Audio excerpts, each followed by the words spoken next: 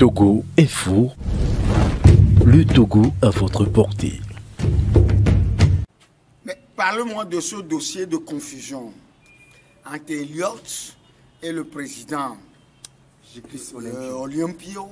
Je dis que c'est honteux, c'est tellement hilaire et décontenaçant, et c'est crétinisant, voyant le passé de Sylvanus Olympio. Quand on annonce son arrivée à Lomé, c'est des morts. Aujourd'hui, c'est des gens qui sont à la risée des Togolais. Mais leur nom ne me dit plus rien, moi, Alphonse. Mais je sais qu'ils sont des leaders qui ont marqué l'histoire politique d'antan. Mais après tout, aujourd'hui, c'est des gens qui ont sali suffisamment leur mémoire. Parlons d'Elliott. C'est Elliott qui ont haussé l'éclat de Gilles Olympio. Et dans le temps, mais je connais Elliott bien. À la douane, c'est eux qui accueillent Sylvanus Olympio, leur entrée. Gilles Olympio de leur entrée dans ce pays. Et c'est eux qui l'ont conduit vers le président Gnassingbé Eyadema pour leur réconciliation. Aujourd'hui, c'est des gens qui sèment la zizanie. Ils n'ont plus de béquilles. Ils doivent se chercher et se rassasier. L'histoire se rattrape.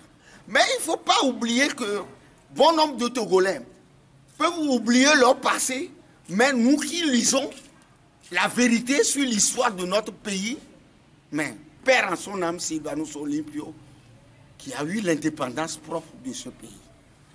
Mais au lendemain de l'indépendance, ceux qui ont estimé l'incarner, c'est des saboteurs de sa mémoire. Et surtout son fils Gilles Olympio.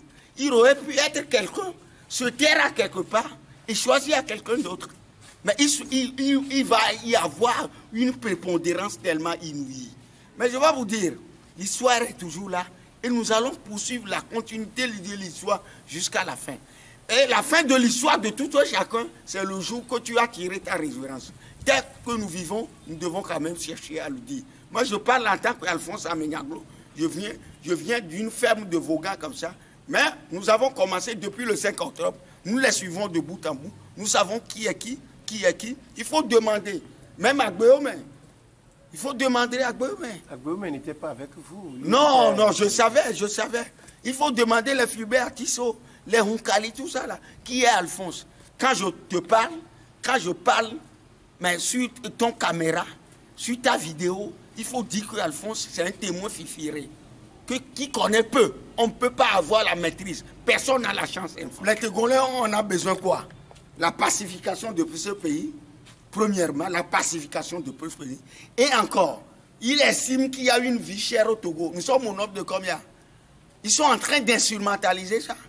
C'est eux qui ont fait des blocus. Les dons, les donations, les aides. C'est eux qui ont fait les blocus. Ils partagent ça.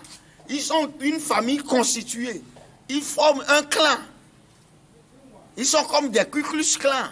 Ils discutent les mêmes solutions. Il suffit d'aller d'entre eux pour se faire riser. Et ils ne me verront jamais. Nous devons être à l'avant-garde.